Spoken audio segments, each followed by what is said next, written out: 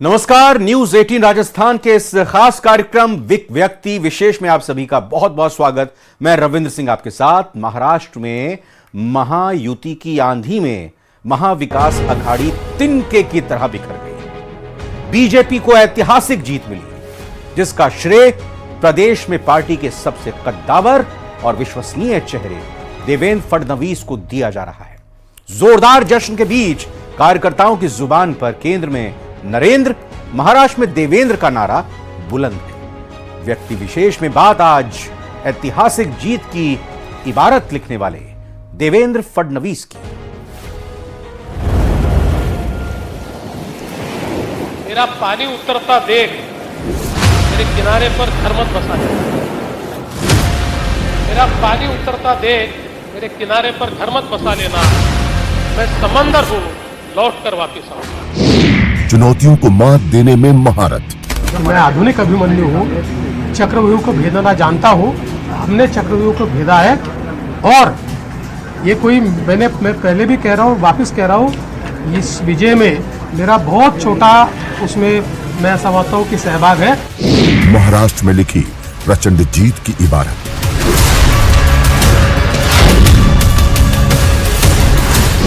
बलिदान का सम्मान, देवेंद्र को कमान।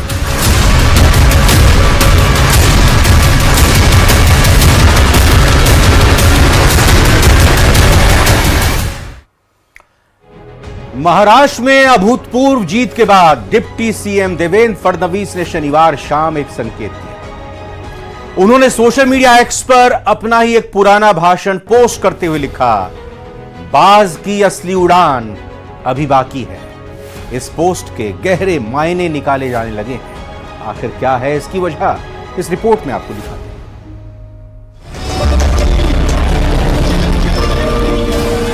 मेरा पानी उतरता देख मेरे किनारे पर घर मत बसा लेना। मेरा पानी उतरता देख मेरे किनारे पर घर मत बसा लेना। मैं समंदर हूं, लौट कर वापिस आऊंगा।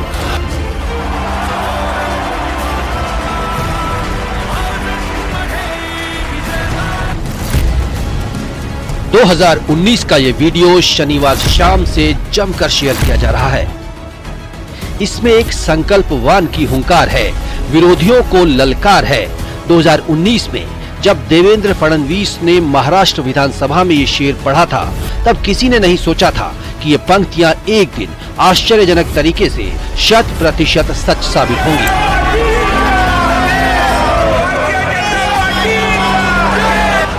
मेरा पानी उतरता देख मेरे किनारे पर घर मत बसा लेना। मेरा पानी उतरता देख मेरे किनारे पर घर मत बसा लेना। मैं समंदर हूं, लौट कर वापिस आऊंगा।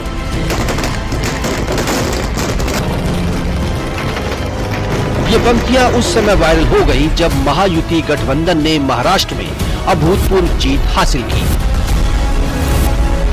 132 सीटों पर विजय पाने में कामयाब हुई बीजेपी। 2014 में 122 सीटें मिली थी। 2019 में 105 सीटें मिली थी। विधानसभा चुनाव में एनडीए को मिली बम्पर जीत से बीजेपी गदगद है, जिसका असर नेताओं के चेहरे और हाव भाव पर साफ देखा जा सकता है। जीत के बाद बीजेपी नेताओं की बैठक में एक पार्टी नेता ने डिप्टी सीएम देवेंद्र फडणवीस को गोद में उठा लिया।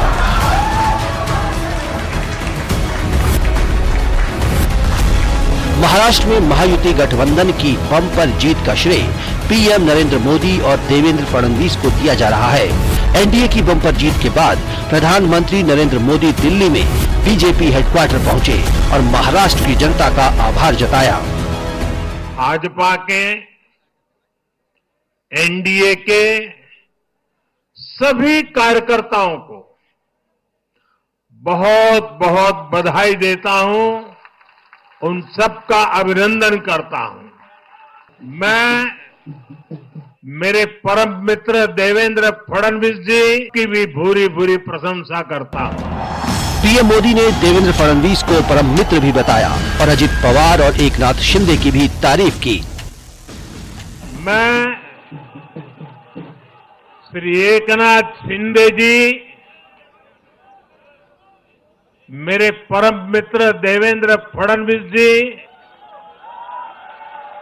भाई अजीत पवार जी, उन सब की भी भूरी भूरी प्रशंसा करता हूं। फिलहाल ये माना जा रहा है कि गठबंधन में सबसे ज्यादा स्ट्राइक रेट होने का इनाम बीजेपी को मिल सकता है और फडणवीस के सिर सीएम का ताज सज सकता है। प्रचंड जीत के बाद सीएम पद के सवाल पर सीएम एकनाथ शिंदे ने कहा कि जिसकी ज्यादा सीटें होंगी सीएम वही होगा।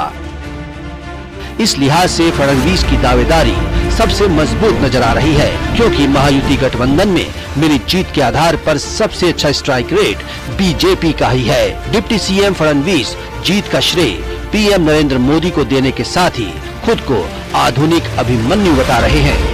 ये ऐसा है, मैंने पहले ही कहा था कि मैं आधुनिक अभिमन्यु हूँ, चक्रव्यूह को भेदना जानता हूँ। हमने चक्रव्यूह को भेदा है और ये कोई मैं पहले भी कह रहा हूँ, वापस कह रहा हूँ, इस विजय में मेरा बहुत छोटा उसमें मैं समझता हूँ कि सहभाग है। एक ये हमारी जो पूरी टीम है, इस टीम ने इस विजय को लाया है। देवेंद्र के नेतृत्व में ये कमाल पहली बार नहीं हुआ है। 2014 में भी प्रदेश अध्यक्ष रहते हुए उनके नेतृत्व में चुनाव लड़ा गया था। तब शिवसेना से गठबंधन टूट जाने के बावजूद बीजेपी 122 सीटें जीतने में कामयाब रही थी। सूबे में पहली बार देवेंद्र फडणवीस के रूप में बीजेपी को अपना मुख्यमंत्री मिला था। वो लंबे समय बाद अपना 5 साल का कार्यकाल पूरा करने वाले मुख्यमंत्री बने और उन्हीं के नेतृत्व में 2019 का चुनाव शिवसेना के साथ लड़ा गया। तब भी बीजेपी 105 सीटें लेकर आई, मगर उद्धव ठाकरे ने बीजेपी को धोखा देकर कांग्रेस और एनसीपी के साथ मिलकर सरकार बना ली। तब विधानसभा में नेता प्रतिपक्ष के रूप में बोलते हुए फडणवीस ने कहा था, मैं समंदर हूँ, लौट कर आऊंगा। अब वही देवेंद्र रूपी समंदर मुंबई के अरब सागर के ज्वार की तरह अपने सभी विरोधियों को बहाता हुआ वापस आ गया है। ये पहला अवसर नहीं है जब देवेंद्र ने अपने विरोधियों को धूल चटाई हो। फडणवीस ने साल 2019 के चुनाव में बार बार कहा था कि मैं वापस फिर से लौट करके जरूर आऊंगा और उन्होंने अपने विरोधियों को साल 2022 में राज्यसभा चुनाव के दौरान भी इसी तरीके से धूल चटाई थी। उस राज्यसभा चुनाव में त्रिदलीय महाविकास अघाड़ी ने जबरन अपना चौथा उम्मीदवार खड़ा कर दिया था, जिसे फडणवीस ने हरा दिया, मगर असली खेला इसके बाद हुआ।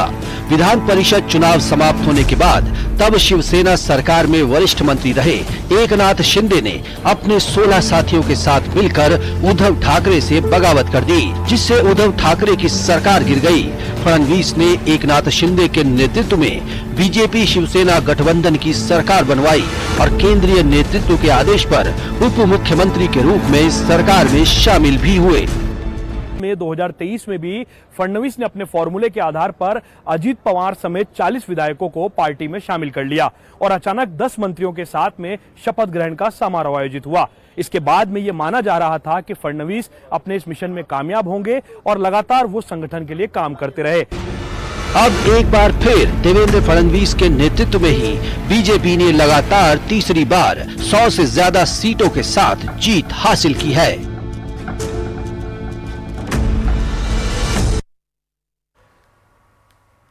महाराष्ट्र में महायुति की जीत के बाद सीएम पद की दौड़ में सबसे आगे देवेंद्र फडणवीस ही हैं। जी हां, देवेंद्र के दोबारा मुख्यमंत्री बनने की प्रबल संभावना है। 2 बार मुख्यमंत्री की कुर्सी संभाल चुके देवेंद्र फडणवीस की छवि बेदाग रही है और बीजेपी आला कमान भी उन पर भरोसा जताता रहा है।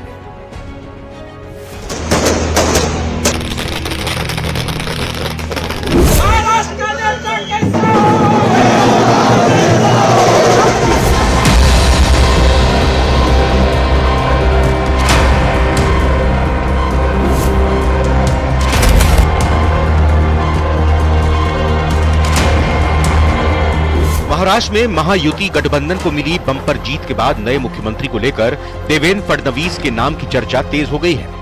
और सबसे बड़ी बात है कि जिस तरह की उनकी एक छवि है, जिस तरह की उनकी एक रेपुटेशन है, देखिए वो किसी परिधि में नहीं बने। बीजेपी की जिस तरह की आइडियोलॉजी है, जिस तरह की राजनीति करते हैं, उसमें एक सौम्य चेहरा माने जाते हैं। हमेशा मुस्कान उनके चेहरों पे होती है। हमने देखा कि बीजेपी की आंतरिक राजनीति में पिछले कुछ वर्षों में कई नेताओं ने उनके खिलाफ बयानबाजी की, लेकिन देवेंद्र फडणवीस ने खुलकर कभी किसी के खिलाफ बयानबाजी नहीं की। अनुशासित कार्यकर्ता माने जाते हैं। पूर्व मुख्यमंत्री देवेंद्र फडणवीस महाराष्ट्र में बीजेपी के कद्दावर नेता और सबसे बड़े चेहरों में गिने जाते हैं। ऐसे में बीजेपी की बम्पर जीत के बाद मुख्यमंत्री की रेस में उनका पलड़ा स्वाभाविक रूप से भारी नजर आ रहा है।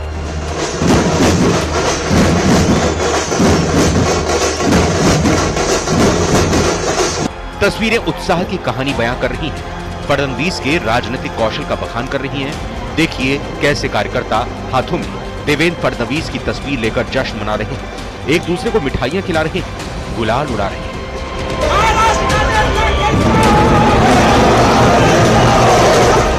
नागपुर दक्षिण पश्चिम विधानसभा सीट से भारी अंतर से जीत हासिल करने वाले देवेंद्र फडणवीस पिछले 10 साल में महाराष्ट्र की राजनीति में बीजेपी का बड़ा और विश्वसनीय चेहरा बनकर उभरे हैं।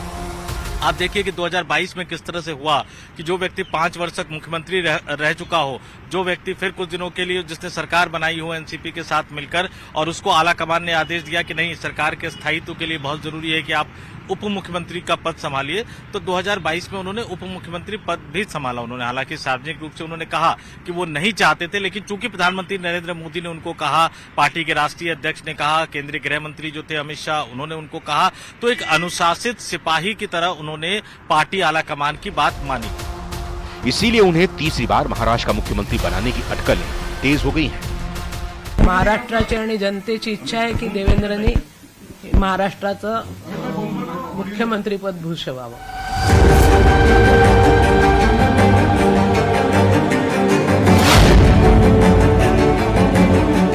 जीत के बाद फडणवीस ने अपनी मां से फोन पर बात की और उनसे आशीर्वाद दिया। उनकी मां ने उन्हें बधाई दी और अपने बेटे के लिए इसे बड़ा दिन बताया। बेशक महायुति की जीत की इबारत लिखने में सबसे महत्वपूर्ण रोल देवेंद्र का रहा, लेकिन सवाल यह है कि अप्रत्याशित कामयाबी उन्होंने हासिल कैसे की। लेकिन हैरानी तो यह है कि उन्हें अपनी जीत का पूरा भरोसा था। जब जब वोटिंग परसेंटेज बढ़ता है तो बीजेपी को ही उसका फायदा होता है।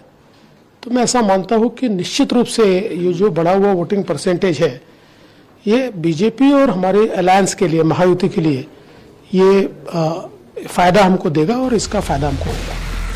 दुनिया ये जानना चाहती है कि आखिर उनके पास वो कौन से अमोघ अस्त्र थे जिनकी बदौलत वो चुनावी समर में अपनी पार्टी की जीत तय मानकर चल रहे थे।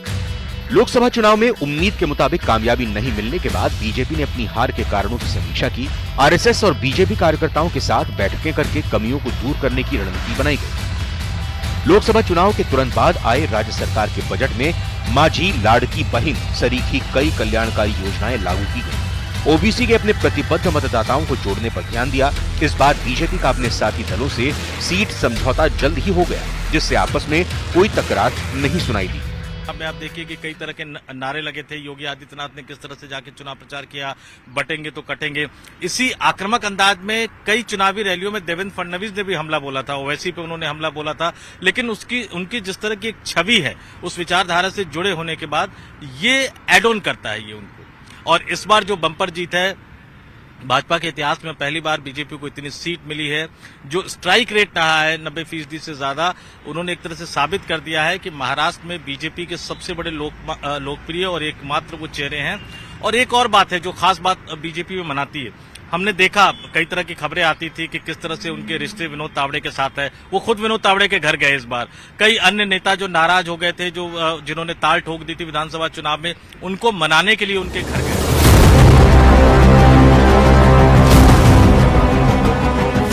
इसके उलट महाविकास अघाड़ी हर मोर्चे पर बिखरी नजर आई।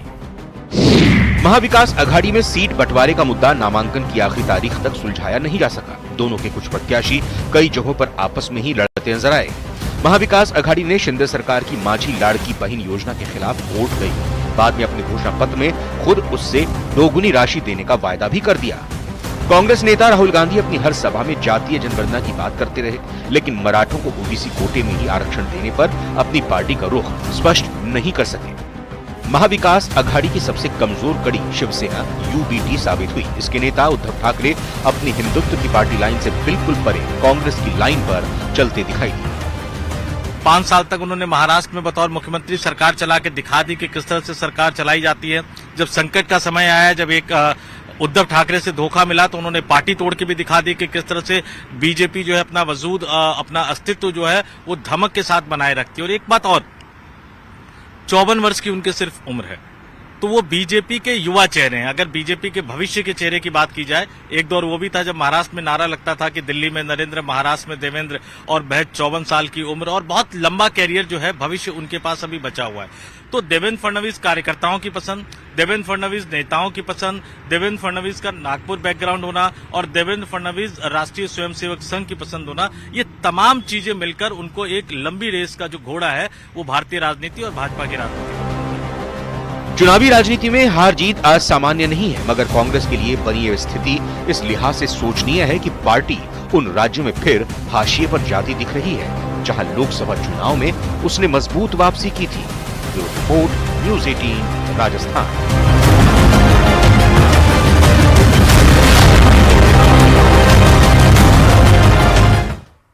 महाराष्ट्र में महायुति को मिली अप्रत्याशित जीत से बीजेपी गदगद है। बीजेपी कार्यकर्ताओं की अटूट मेहनत और दिग्गज नेताओं के बेहतरीन मैनेजमेंट से महाराष्ट्र में एक बार फिर महायुति की सरकार बन गई और इस जीत में सबसे बड़ा योगदान रहा महाराष्ट्र के डिप्टी सीएम देवेंद्र फडणवीस का, जिन्होंने अपने से पहले पार्टी को रखा और महाराष्ट्र में फिर एक बार भगवा लहरा दिया। कैसा रहा फडणवीस का एक पार्षद से मुख्यमंत्री बनने तक का सफर, इस रिपोर्ट में आपको दिखाते हैं। अभिमन्यु हूँ, चक्रव्यूह को भेदना जानता हूँ, हमने चक्रव्यूह को भेदा है। भारत माता की।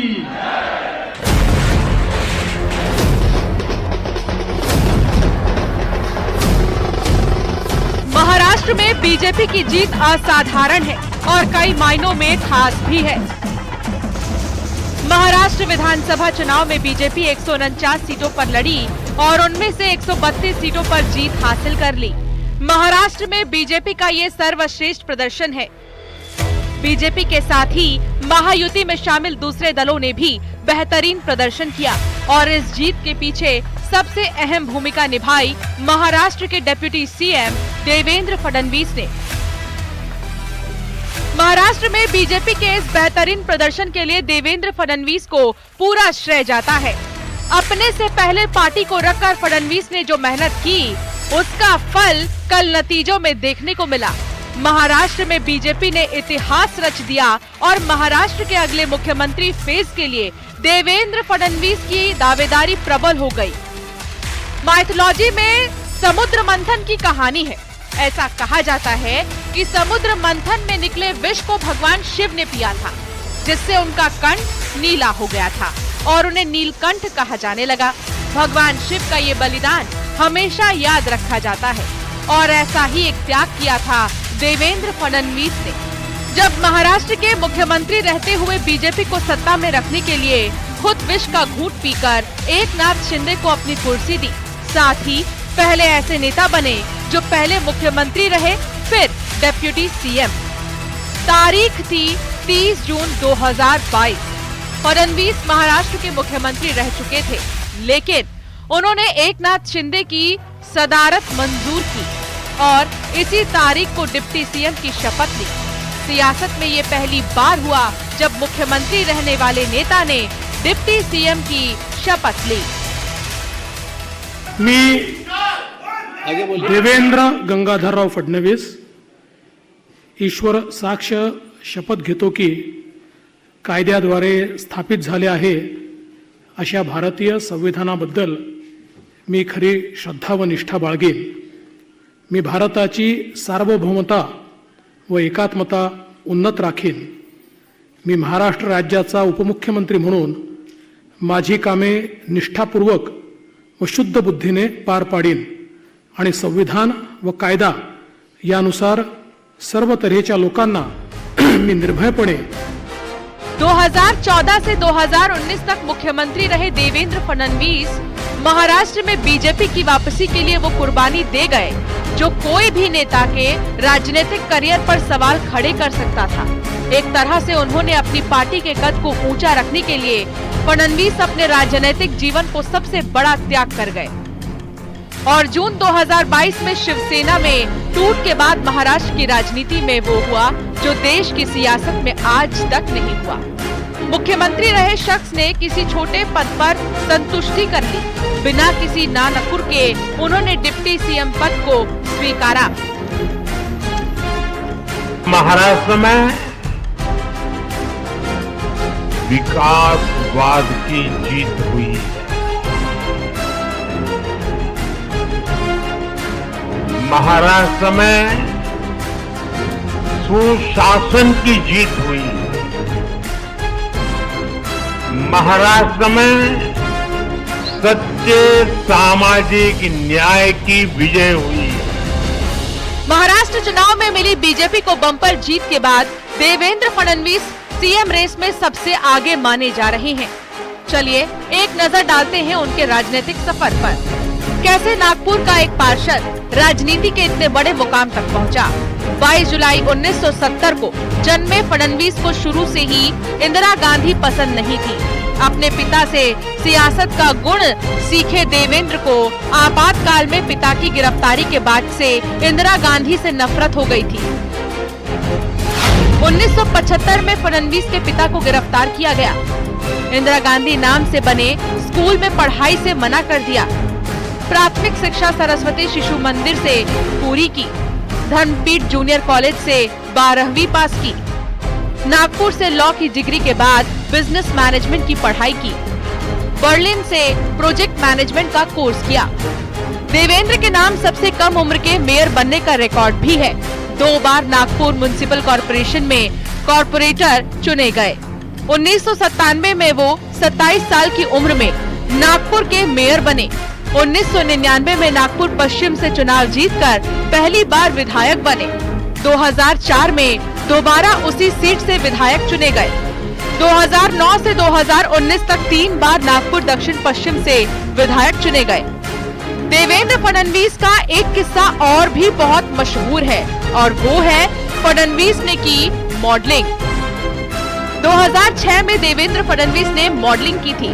उन्होंने विधायक रहते हुए ही मॉडलिंग की थी। नागपुर में एक कपड़े की दुकान के लिए मॉडलिंग की। शहर के हर चौराहे पर फडणवीस के पोस्टर लगे। दुकानों का विज्ञापन करते हुए उनके बड़े बड़े होर्डिंग लगे। पूर्व पीएम अटल बिहारी वाजपेयी ने कहा, मॉडल विधायक। अपने कामों से चर्चा में रहने वाले देवेंद्र फडणवीस की अब चर्चा है कि देवेंद्र फडणवीस मुख्यमंत्री की दौड़ में सबसे मजबूत दावेदार हैं। बीजेपी ने उन्हें महाराष्ट्र में फ्री हैंड दिया, उनकी रणनीति पर काम किया और जीत हासिल की। फडणवीस ने बीजेपी और संघ के बीच समन्वय बैठाया, दोनों के बीच पुल का काम किया। वे संघ और बीजेपी आलाकमान दोनों के यस मैन हैं। उनके पास पहले से ही सूबे को चलाने का अनुभव है और ये सारी खूबियां उनके सीवी को मजबूत करती हैं। 2022 में फडणवीस ने जो जहर का घूंट पिया था, अब उन्हें उसका फल मिल सकता है। जय भवानी एक है तो आज महाराष्ट्र में झूठ, छल, फरेब बुरी तरह हारा है। पीएम मोदी ने भी महाराष्ट्र फतेह करने के बाद जो जीत का भाषण दिया, उसमें बार बार पार्टी की ज्यादा सीटों की बात कही। बाळासाहेब ठाकरे ऐसे महान व्यक्तित्वों की धरती ने इस बार पुराने सारे रिकॉर्ड तोड़ दिए। इससे संकेत मिलते हैं कि सूबे का अगला मुख्यमंत्री भाजपा से हो सकता है। Bureau report, news 18। मैं आधुनिक अभिमन्यु हूँ, चक्रव्यूह को भेदना जानता हूँ। हमने चक्रव्यूह को भेदा है। व्यक्ति विशेष में फिलहाल इतना ही। आप बने रहिए न्यूज 18 राजस्थान के साथ। नमस्कार।